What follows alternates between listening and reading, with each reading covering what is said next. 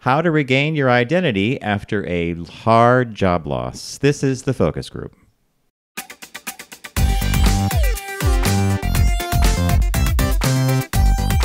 They're all business, except when they're not. It's the focus group with Tim Bennett and John Nash.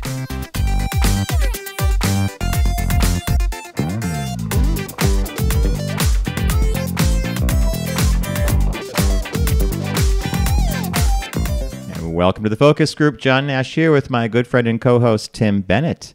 Find everything out about us at focusgroupradio.com, and you'll learn about TFG Unbuttoned, our Tuesday podcast, the show you're watching now or listening to, most likely on audio, the focus group. And of course, you'll learn all about our partners, including Deep Discount. Deep Discount is going to be happening a little bit later in our show.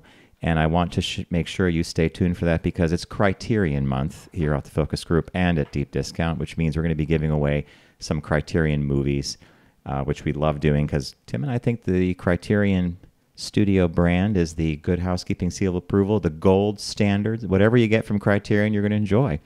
Exactly. So I teased at the beginning of the show an article we're going to go over. I think it came from Fast Company called How to Regain Your Identity After a Hard Job Loss. Shop talk happens in the back half of our show, so that's going to be about 30 minutes in. But before that, we're going to have some banter. We have a segment called Caught Our Eye.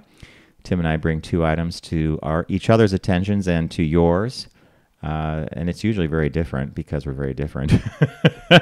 And then we have a business birthday, the only show in the universe that does business birthdays. And it's really more about Tim and his Sherlock Holmes abilities to find these unique individuals from business who are born on a very specific day. It's an alchemy that no one really understands. I don't understand where there's a whole way. Well, Tim, you're kind of the master of searching and finding things. I discovered this. I don't understand. I don't think anybody cares. We wanted to do a book. Well, does anyone care?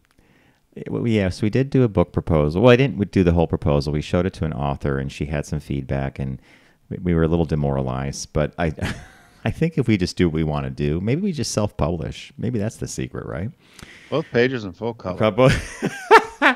So here we are in September, and I hope everybody had a good Labor Day weekend. The Northeast had pretty darn good weather up until at least a couple of sprinkles on Sunday and Monday. And before that, we had the remains of Ida come through, which caused major disruptions up and down the Northeast corridor, except it avoided you, Tim. It nailed Philly pretty well, and we got hit pretty hard here with a lot of, 5 inches of rain per hour or something crazy like that at the start of that storm. But again, here we are. Fall usually means for me and Tim, Tim and me, that this is we always viewed the Labor Day. Yeah, you're smiling because the grammar cops are going to nail me on that. Tim and I and Tim, Tim and me and Tim. We've heard, many of you have heard the story a million times. Tim was identified in his college as being from, Connecticut based on that thing. His teacher was like, you must be from one of these school districts that didn't teach you. Out to lunch during grammar. Out to lunch. You're from Connecticut. So, hey, we always think of fall as kind of our version of the new year. If you've listened to us for a number of years, we always talk about Labor Day resolutions. What are you going to get done in the fall? Because to me, this is the end of summer. You're stop vacation. Kids are going back to school. The whole bit. Hey, Tim, I was going to ask you, I used to be on your alumni committee for Marietta. Are they requiring vaccination for the students to return, or they have a different kind of policy? Well, I think they'd like to, but it's Ohio, so, it's one of those odd states in that I think a lot of the students are from elsewhere. So I think half the student body is probably vaccinated and the other half probably is not. So I think it's become difficult. But they're back and they're having classes. They're participating in sports, and so all of that is going on. But it's tough. There's been lots of, as you probably read, lots of discussion about how strict colleges can be in terms of requiring students to be vaccinated. Yeah, our niece is back at Skidmore for her sophomore year, and they required proof of vaccination, and she said that uniformly her friends and the other student body members had zero problem with that, and they're happier to have it because there's a lot more freedom for them on campus. Last year when we went to visit her, and her freshman year was nothing like our freshman year, man. I don't want to No. say it was like being in a gulag, but they could never leave their rooms. When they went to the dining hall, it was pre-packaged. You picked it up and you left. And here, our accountant, Jack, who lives upstate, his son is going to Binghamton, where I went to school. And Jack said wisely, because he's an accountant, that his son's, the meals were the same, pre-packaged, you pick it up. He said, of course, it's minimal stuff. He said, but of course, they didn't change the meal plan pricing. Doesn't that sound like Jack for you, right? Right, because it was all you can eat, right? If you were a student at the dining hall, it was all you could eat. No, and that was the thing. Kids could not. If you didn't like something, you got rid of it and you went and got something else. But no, and then if a kid became positive or tested positive, my school, probably similar to a lot of others, they would then they rented a hotel in town. Yep. That's exactly what Skidmore did. They put the kids over there, and then they would bring them in food and whatever. But no, it would be a horrible time, I think, as a kid to be going to school or even high school for that matter. I think it's a tough time. Now, the smaller schools have it easier because they usually have enough space to spread kids out, and spread them out in classrooms because of space. But I think if you're at a big university where there's some of these freshman classes that might have 200 or 300 kids in them, there's no way you could spread them out.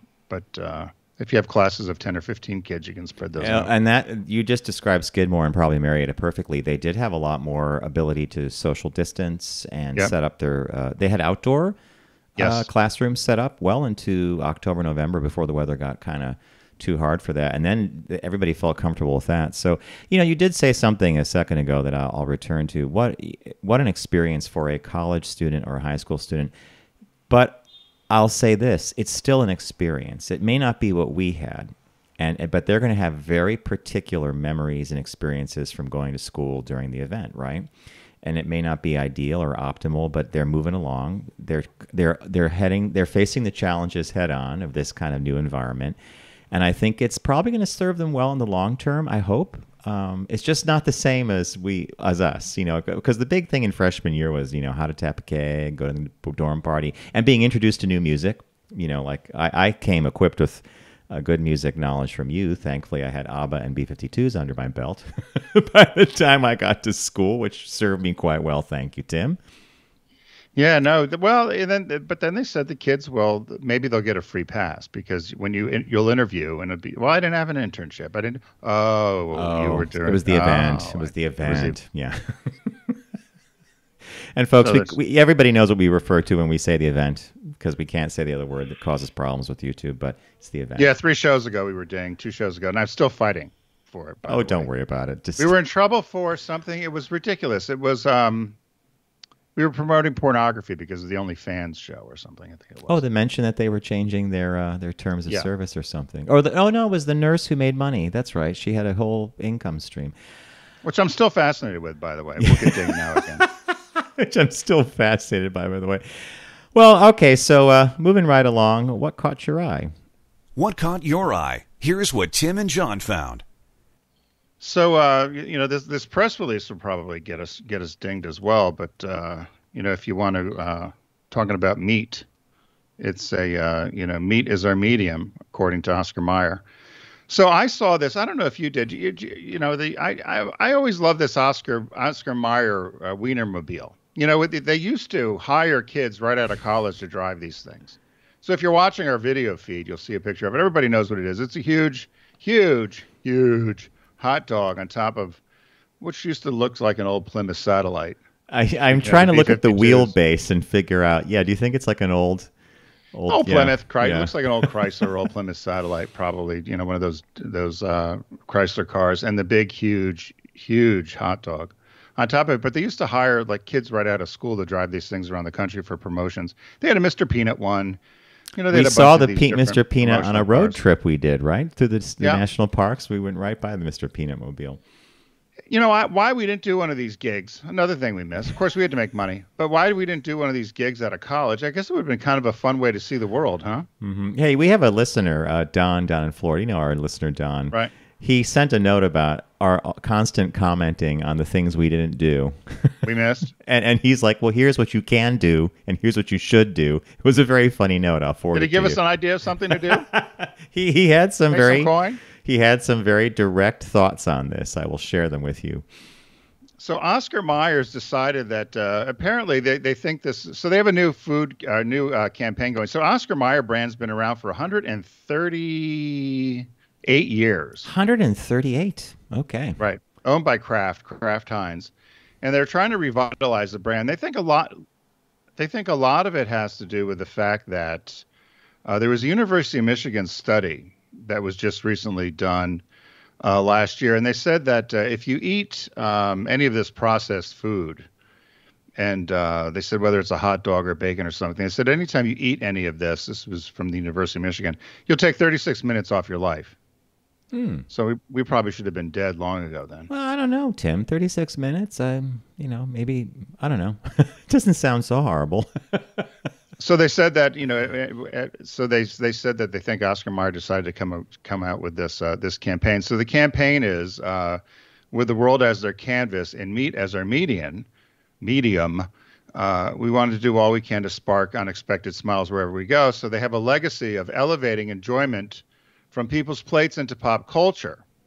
And so they've taken this 27-foot Wienermobile and the iconic weenie whistle, and which is the jingle, the Oscar Mayer jingle, and they've decided to work with Lyft, the car share service. And so if you happen to have been in August in New York, Los Angeles, Atlanta, or Chicago, and you ordered the Lyft XL, you may get the Oscar Mayer Wienermobile to show up, and you can get a ride. And then in the ride, there would be music, neon lights, free T-shirts, hot dogs, masks, and the souvenir wiener whistle. So it sounds like a fun thing to do. Yeah, and you would get if you asked for the lift, you'd get a notification on your phone asking you if you would like to once you ordered the lift, if you'd be okay with this ride picking you up. Of course, we would have been all excited. We'd stayed in it all night. Yeah. And pick up friends. So so they did this promotion. They of course said it worked out well.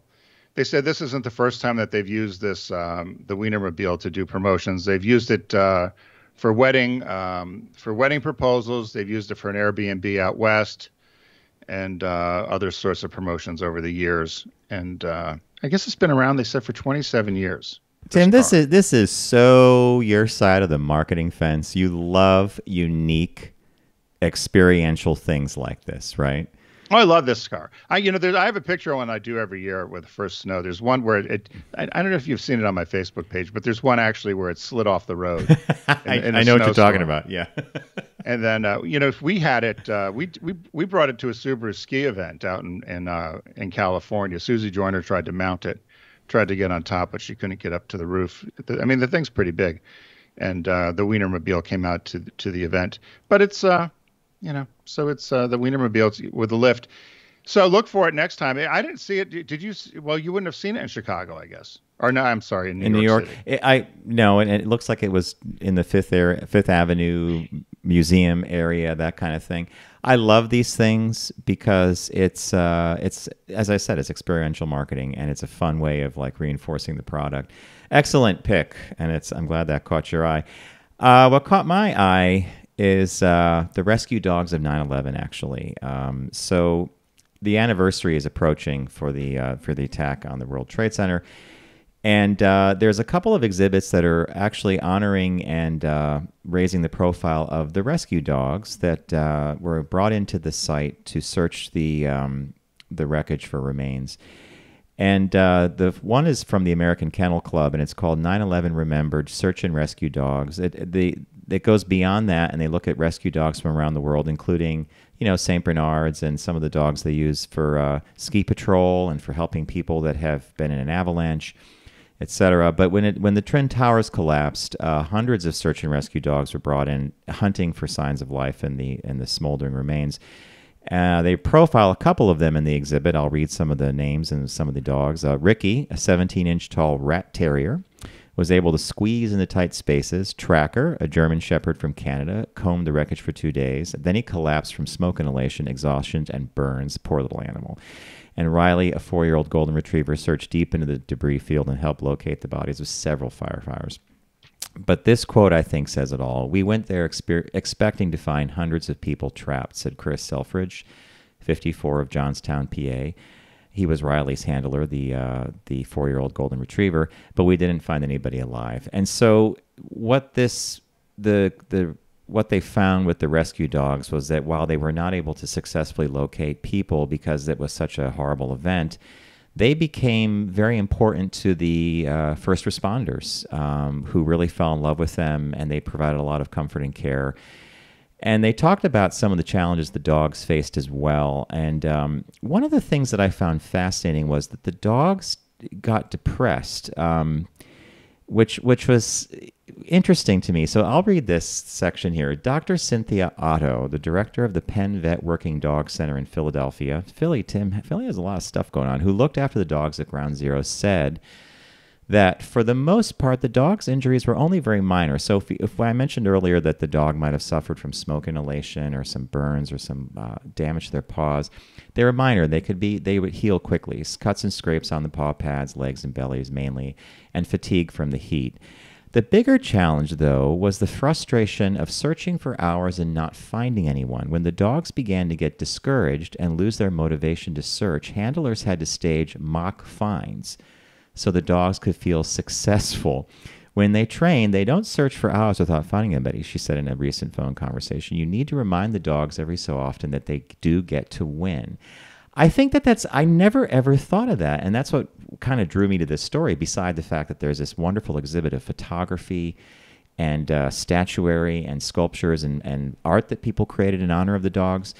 But the dog has an expectation that it's going to please the handler, or and they're going to find something, and so that in order to keep their spirits up, they had to actually keep the training process of staging and finding someone that was a mock victim or something to do that with. The exhibits are going to be up for a while, and there's one down at the 9/11 Memorial as well that went up actually in 2020, but due to the event, it was not seen for a while, but you could still see it down there as well. And I just thought it was a cool story because I love animals. I know you love dogs, and I think that these dogs in particular are so amazing because of their level of training and handling, right? Right. Did I ever tell you when our dog found a dead body in the back of the house? Which one? Trixie or? No, it was. I was in 6th or 7th grade. And, this is your childhood dog. Yeah, it was. His name was Nicky, and he was a shepherd and a husky. And my dad was home from work that day and was taking a walk in the way. Connecticut, where we lived, was very rural at the time, and there wasn't even a police officer in the towns that we lived in Southbury. And to this day, I'm still very suspect of what really happened, because there was never any questioning of anything. So my dad goes for a walk, and kind of this path, a deer path. And my dad was, maybe we'll see some deer, whatever. It was in this time of year, October, November.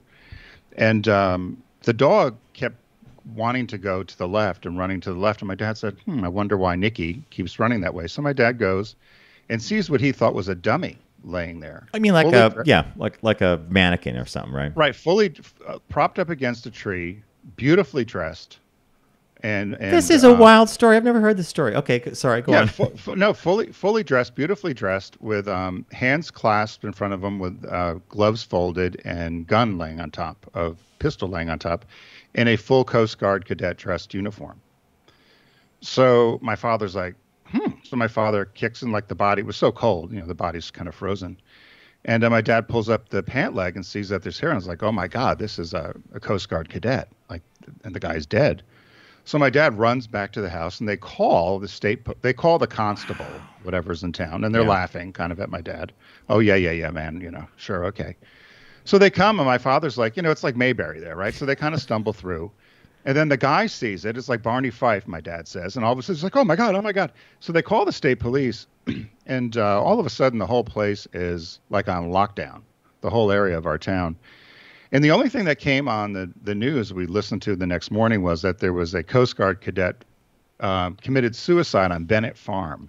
That's all they said. A Coast Guard cadet was found. They never questioned my dad. My dad said he didn't commit suicide unless he was able to shoot himself and was miraculous, could fold gloves and put them on top of his gun after he shot himself. Because the way my dad said, the way the body was found. But I always thought it was and I've tried to look, there's never anything written about it, never anything in the papers. I thought there was some sort of Russian, years later, I'm thinking there was some sort of thing where it was Sleeper Something cell. happened. Sleeper cell. I asked Mr. Candido about it too. He could never find anything about it. There was never anything about it in the papers, never anything written about it. But your dad saw no obvious signs of trauma because you didn't even mention that. Trauma would. No, that's the weird no thing, signs. right? Yeah. They said he shot himself in the head and it was suicide. Your dad would have But seen that, though.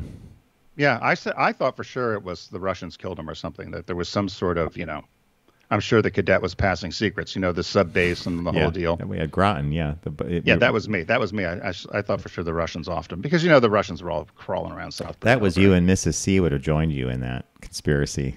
Well, the Russian villagers were right across the street. Yeah. The Kremlin. So we had a Greg's dog, Lucan. Remember Jack Russell? Funny little Jack Russell Terrier. He came up to our country house once, and he would not stop with the front porch. Like, he kept going to that front porch. There was a dead possum under there. So dogs have a sense of smell that's beyond belief, right? And I often see, when I'm on my bike rides upstate, one of the things that always makes me laugh is when a truck or a car goes by and a dog's out the window. For the owner to let that happen, the dog's super behaved, and they go by, they look at you, but you can tell they're mesmerized. They're probably drugged from all the scents in the air, right? So, yeah. So by all means, check out if you happen to be in the city. The American Kennel Club has this exhibit, and there also is an exhibit on the rescue dogs down at the memorial for the World Trade Center site.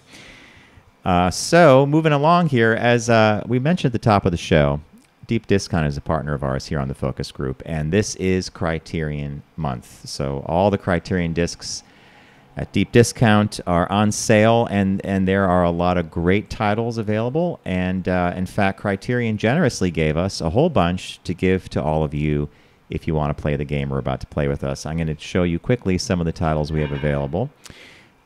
Deep Cover is a movie that's available. The original cast album recording of Company, that's the Elaine Stritch musical. It's supposed to be really great. Afterlife, Bringing Up Baby is a Howard Hawks comedy starring Kate Hepburn and Cary Grant. And there's also Visions of Eight, which is a documentary series about the Munich Olympics from 1973. And Mir, and these are just a few of them because, as I said, it's the Criterion Collection sale, and we've got a lot of Criterion stuff that you need to check out. I could personally recommend the Magnificent Ambersons, which was an Orson Welles movie that is on Criterion, and I highly recommend it.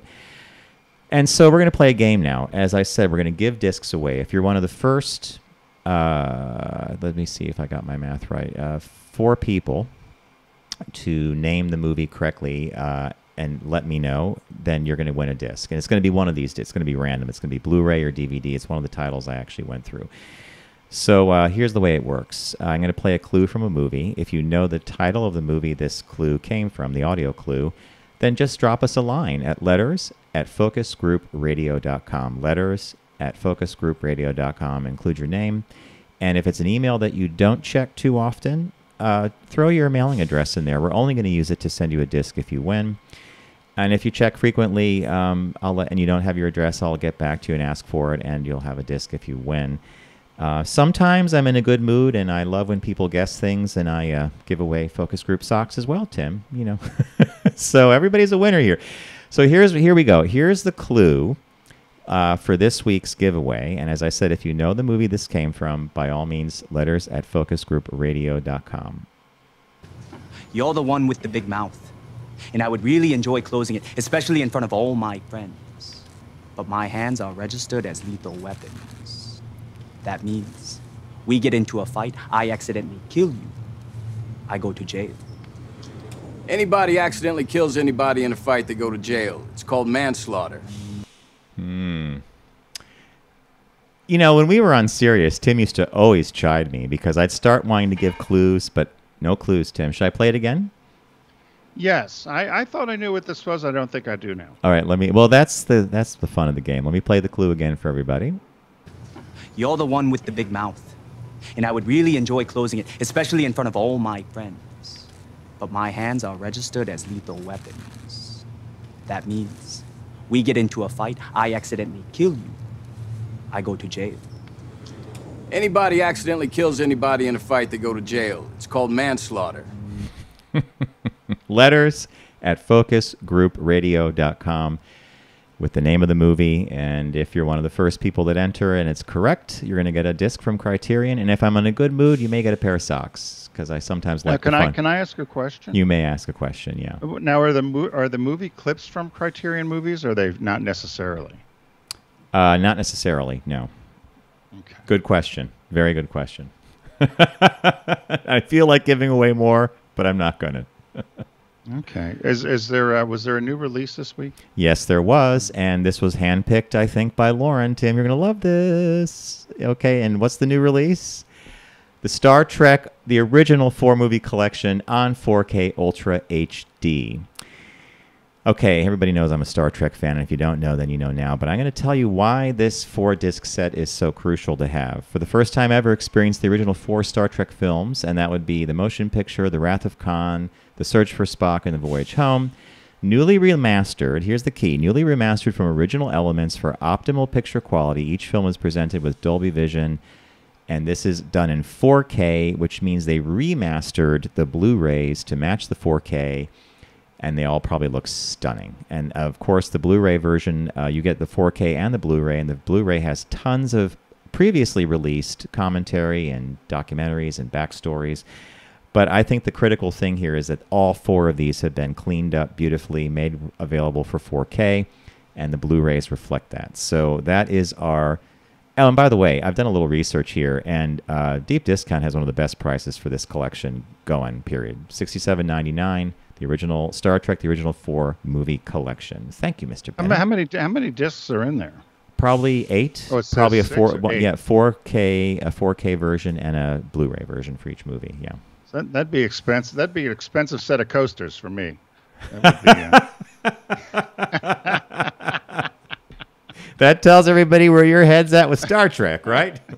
I tell you, I don't own any of those, nor do I plan on it. But thank you. But I know you love them. Hey, so give us it's as John said, Criterion Sale Month, and as he played the clip, and you can always rewind and listen to the clip again, and put your guesses in at letters@focusgroupradio.com, and John will pick the winners and get a disc off to you from Criterion. And maybe a pair of socks if you're nice to him. So thanks to our friends at Deep Discount, and thanks to our friends at Criterion. We're going to take a quick break. When we come back, we've got a business birthday and some shop talk, so stay with us.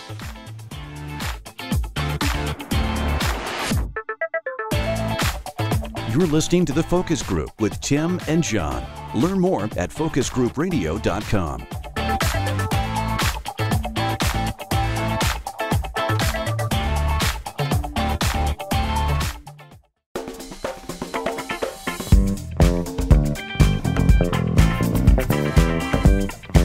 Now back to The Focus Group with Tim and John. Available pretty much everywhere.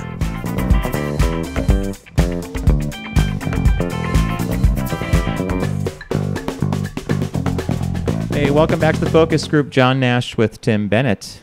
Find us at focusgroupradio.com. And when I say find us, I actually mean find all of our media, including TFG Unbuttoned, our Tuesday podcast, and of course the show you're listening to now, The Focus Group. And since everybody time shifts, all the media is housed there, including the video versions of all our main shows. Here we are, second half of the show. We got business birthday and a shop talk. And without further ado, this is going to be an unusual business birthday visually, but I'll get to that in a second. Let's do the business birthday. Everyone does celebrity birthday greetings, but the Focus Group is the only show in the universe that celebrates business birthdays. So our business birthday today, September 8th, born in 1833, is Charles Montgomery Barnes. Did you know Charles Barnes? Is he related to Bob? You know, Bob's got a whole Daughters of the American Revolution kind of Plymouth Rock thing going on. I don't understand it all, but I doubt it. Could very well. He died in May 1907 at 73. Not a picture of him. So one of the few people, not even a sketch. So if you're following along on our video, I have a gravestone. So there's a tombstone of him. But he's the founder of the Barnes and Noble book chain. And so there's no picture of what Charles looked like. I was trying to figure out. There's our picture of his kids, but no pictures of Charles. So he was born in Wheaton, Illinois. Or I'm sorry, he was born in Canton, Illinois, and followed into his father's footsteps. He served as a military chaplain during the American Civil War, and then was a pastor in several Midwestern churches. And after a long illness, he left the ministry in the 1870s and began selling secondhand textbooks out of his home in Illinois. And then ended up becoming a leader in the sale and distribution of school textbooks. And then he and his son eventually expanded and then would sell general interest titles. And lo and behold, merged with a company called Noble and Noble and founded the Barnes and Noble book chain. And there were a number of, and they based themselves out of Manhattan, out of New York. There were a number of different stories about whether, what the exact dates were, but even in Manhattan at the flagship store, they have 1873, and they credit Charles Montgomery Barnes as the founder of the book chain in 1873. And everybody knows what Barnes and Noble is a Fortune 1000 company and one of the largest retail outlets of booksellers in the country. I did not realize what a turmoil, though. Certainly retail's in turmoil, right, with brick and mortar. But what turmoil the book business has gone through. I know, you used to have a Nook, right? Or did you have a Kindle? I've always had Kindle. But yeah, that device upended book buying, selling, and reading. No, and then, of course, Barnes & Noble did their version of the Kindle, which was the Nook, which everybody really liked a lot, actually. Right. Well, they were talking about how just adults in general in the early 2000s had just stopped reading. They said they were losing 17 million adult readers between 2000 and 2011 or something in that regard, about how many people just stopped reading. But so then it goes on, by the different decades of what happened within the book business. But there was a couple of firsts and things that had happened that I was certainly unaware of. But as of 2019, the company operated 627 retail stores in all 50 states, owned by a company called Elliott Management, which was a London, New York-based company. So they had stores in both locations. Barnes & Noble's also operated the B. Dalton bookstores. I didn't realize that. I remember B. Dalton. I do remember B. Dalton. Not as big a chain, certainly, as Walden Books or Barnes & Noble, but I remember B. Dalton, yeah. Yeah, they had bought them from they had bought B. Dalton from a large retailer. And then they also they tried a concept where they were going to put in cafes. So they used to have, a lot of Barnes & Nobles had Starbucks, but they even wanted to make that footprint even bigger and put in large cafes in a number of markets where they actually had servers and wait staff and would serve full menus. But as that was ready to take off a couple of years ago with the event happening, that's all been somewhat put on hold. In 1940, they were one of the first businesses to feature Muzak. Remember Muzak? I do. I do remember Muzak quite well, yeah. Right. In 1974, they were the first bookstore chain to advertise on television. And they were also the first bookseller to offer discount books. They used to sell the New York Times best-selling titles at 40% off the list price to try to drive traffic. And then in the 70s and 80s, they opened smaller discount stores, which they ended up phasing out in favor of larger stores. Then they started to do mail order. They also, in 1974, they became what they said was the largest bookstore in the world in Manhattan at the Fifth Avenue store. They also continued to expand, which is what I said, that from Dayton Hudson, they bought B. Dalton, which was 797 stores.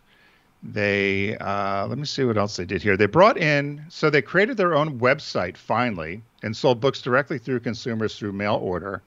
And they began selling through something called video text. Never heard. And a service called Trintext. It was a joint venture between, this sounds old, Sears and IBM. Was it the Sears that made it sound old, or the IBM? Well, it makes it sound old, but imagine they didn't have their first web. Can you guess when they finally had a website? They launched their first website. Okay. BarnesandNoble.com. So if I said 2007, would I be crazy? No, it was 1997. Oh, 10 years earlier. They went public, and it went public in 99.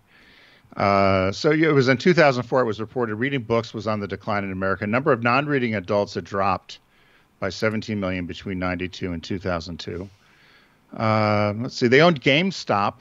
I didn't realize that, the game electronics outlet. And then they introduced the Nook in 2010, and then filed when Borders declared bankruptcy. They were the last remaining big bookstore chain. And they said in the 90s also saw the demise of Walden Books, B. Dalton, and Crown Books. And now their big competitor is Amazon. And I didn't realize Amazon's opening brick and mortar shops now. Did you know Actual that? stores, yeah. And they have bookstores. There's one down at the Time Warner Center in Columbus Circle, and they're planning like mini stores, like a mini Target or something, for other merchandise. It's just so funny that it went from electronic to brick and mortar, right? Right. So, and they talk about the Nook and the e-readers and how that's really changed the face of books. But lots of turmoil within the book business. There was so much written actually about Barnes and Noble. I mean, it's certainly another one of those case studies that, from a business standpoint, in terms of turmoil and how things have changed. Who knows? We used to always have Erin McHugh on before the event when we could have guests on a lot easier, and she used to just always talk about the difficulty of that publishers / booksellers had. We should have her on again. I can pull her in. We could grab her for a quick interview. I'd love to see what she thinks, what's going on, if she's working on anything. Yeah, well, we could. I know she has a couple of book proposals out. I know that you still prefer to read hardback books. I think you do. I have a. I don't anymore, only because I have trouble seeing them. So okay, I have to bring the type up big. Yeah, so I have a Kindle, and I use the Kindle on the train when I don't want to bring my reading glasses. But I've rediscovered the joy of just a book, and the book I did recently was Kazuo Ishiguro's new novel. He's a Pulitzer Prize winner. It's called Clara and the Sun. It was such a joy to just have the book. It doesn't chirp, it doesn't beep. There's no email coming in. It's what I mean. It's just the book. So it was a pleasure. It doesn't beep. It's a chirp, it doesn't beep. Excellent business birthday, and an interesting company when you think about all the change. All right, at the beginning of the broadcast, we talked about a shop talk that we're going to bring to you, and it really centers on this idea of how our identity is wrapped up in what we do. I know I've experienced this. I continue to experience it. I know Tim has.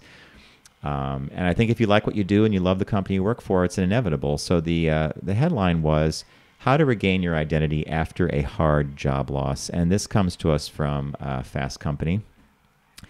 And basically, the author starts out by talking about this woman named Karen Given, who is a producer of a popular nationally syndicated sports radio show called Only a Game. And when she would meet people, someone would say to her, like, "Hey, Karen, what do you do?" And she would say, "Hi, I'm Karen, the executive producer of Only a Game." So you see, her identity was instantly wrapped up with her profession and her job. But when the show came to an abrupt end in September of 2020, she found it hard to maintain a clear sense of identity, because when someone would say to her, "Hey, Karen, what do you do?" She could no longer say that. And they jump right. This is a great article, by the way. It's not very long. As I said, it's a Fast Company. And they said, given her loss, and this is not a unique predicament people find themselves in, a job can offer recognition and status, instill a feeling of belonging, and reinforce self-worth. And here in New York, one of the funniest things I heard years ago was at any cocktail party, the first couple of questions are, what do you do? How much do you make? Where do you live? And what do you pay? Like, what's your rent? That what do you do thing is so part of our culture. And I don't have a problem with it. But when you, as this article says, when you are stripped of that identity by not having a job in that, and you can't say I'm this, it becomes difficult. And they have a couple of scenarios and ideas for how to regain your identity and how to navigate that whole thing. It's funny. There's being down here in Delaware and so close to DC. So it's DC, Baltimore, and Philadelphia are the predominant populations. And the Philadelphia, Baltimore people will ask. DC people will not ask you. They won't ask what you do. Okay. And I think that's just because of a lot of people either can't say or they don't want to talk business, They don't want to talk politics or government or anything. So it's funny because as I read this, I thought, there's a lot of good information in here. But you're right about New York, right? Seinfeld used to talk about, right? And then yeah, what kind of deal do you have with your rent? Like, who's Are you got stabilized? the best deal? Are you stabilized? Right. Yeah, where do you live and how much you paying? Right. Yeah. So that's funny. So did you I identified with this thoroughly, and I think that I know that for the 15 years that we represented Subaru.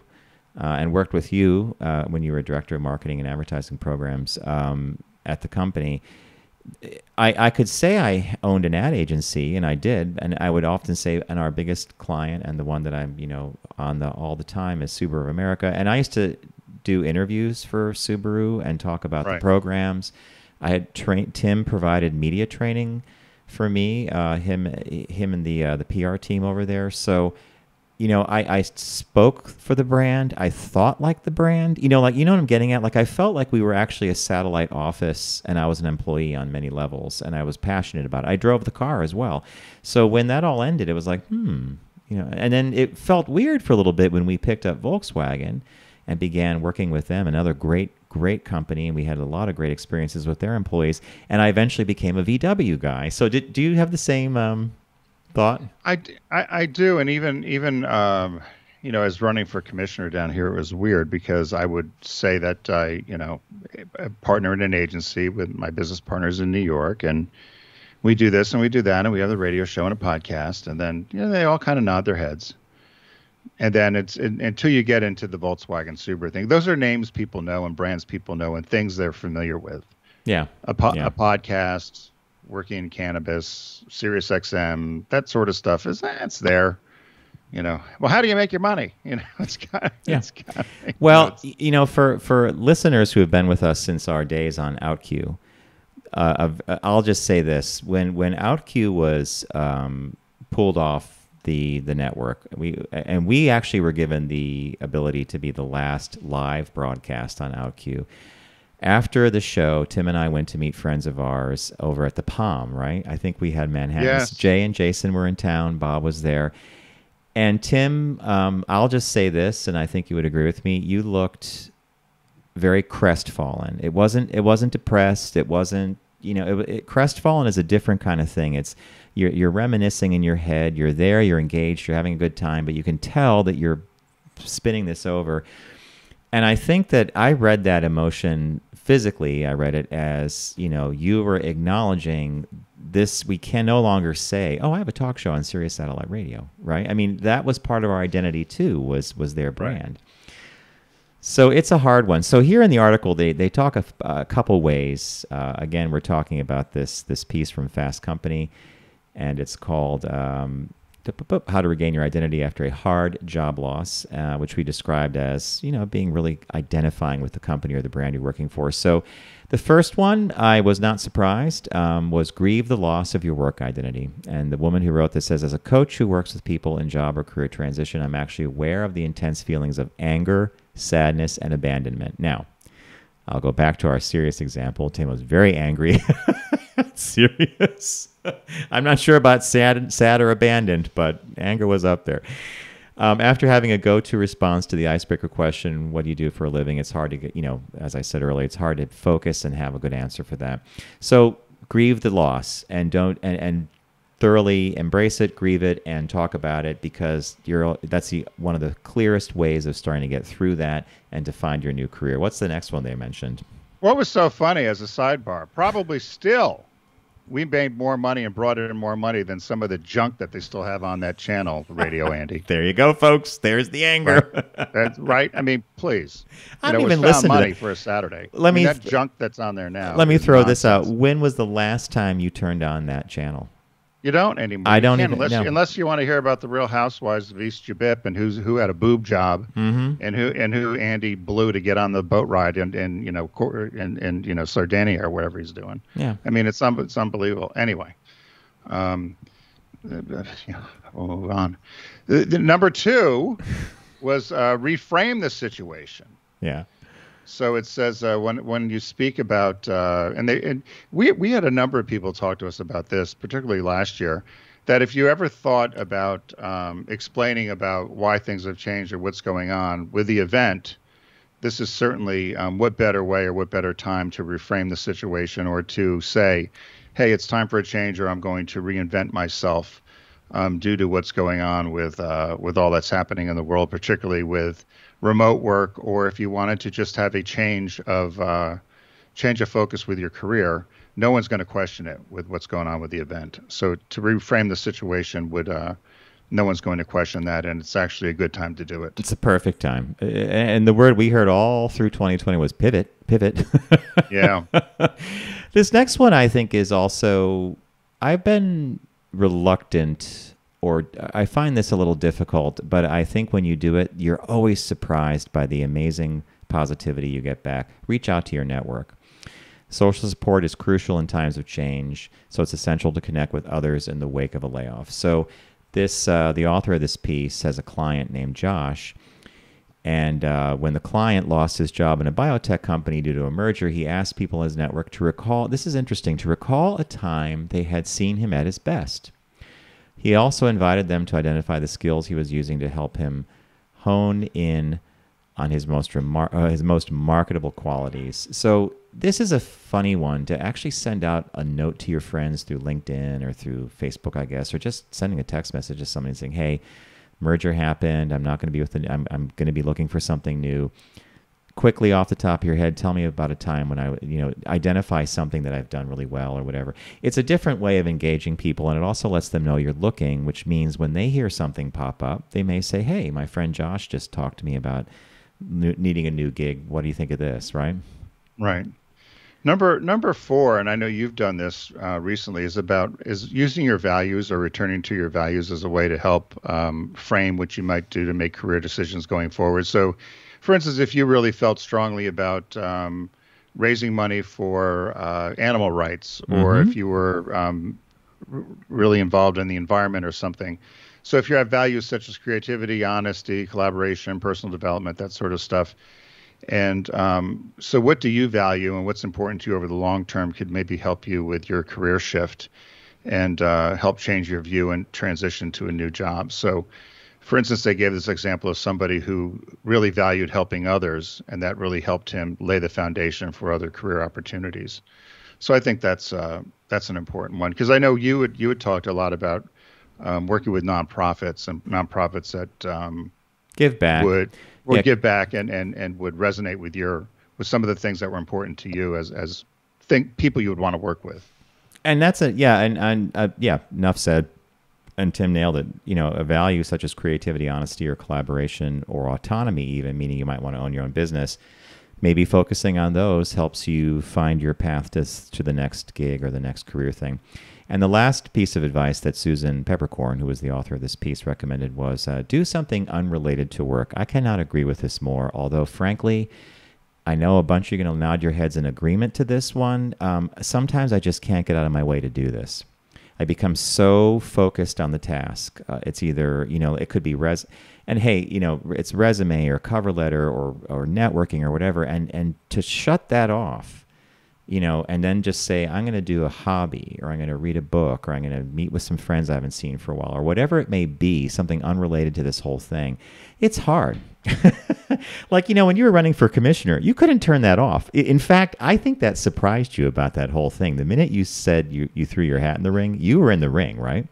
Yeah, no, it was unrelenting. It was far more work than anybody. People said it would be work. It was far more work than I ever anticipated. I thought it was far more work than I ever thought it would be. I'm glad it's over. I'm glad it's over, but you're the commish. But it just started, right? The fun begins. Yeah, so I would add to this as well that if you have a fitness routine, if you're into yoga, strength training, if you're a runner, if you cycle, if you swim, even just taking walks. I mean, even a walk could do wonders for kind of reorienting your thought process on this. So that's the article, and as I said, we might post that to our Facebook page as well. It's from Fast Company. Susan Peppercorn, and she's the author, and it resonated with me because I identify with the emotional component of how we identify with what we do, and it was how to regain your identity after a hard job loss. Hard job loss. So, well, that's it for our show this week. Thank you, Mr. Nash, for Thank you, Mr. Bennett, for all your work. Thanks to our friends at Deep Discount. Be sure to head over to focusgroupradio.com, and you can, if you missed the clues this week, you can rewind and listen to the clue John picked. And if you guess, it's Criterion, so Criterion Sale Month, and we're giving away Criterion Sales Discs. So if you guess the clip that John picked, I picked that flick. Head over to letters@focusgroupradio.com and send John a note and give the guess. And if you get it right, you'll get one of the Criterion discs out of the Criterion Collection from the Criterion Collection sale. The new release this week from Deep Discount is Star Trek, the original 4-movie collection, which John highly recommends. 4K, so again, Ultra HD, and Blu-ray. Go for it. Go for it. And if you want to buy one for me, I could use the coasters. So, as John says. So head over to focusgroupradio.com. Find out more about us, as well as our podcast, which is on Tuesdays, TFG Unbuttoned. And we hope everyone has a safe week. And we will see you on Tuesday. Take care.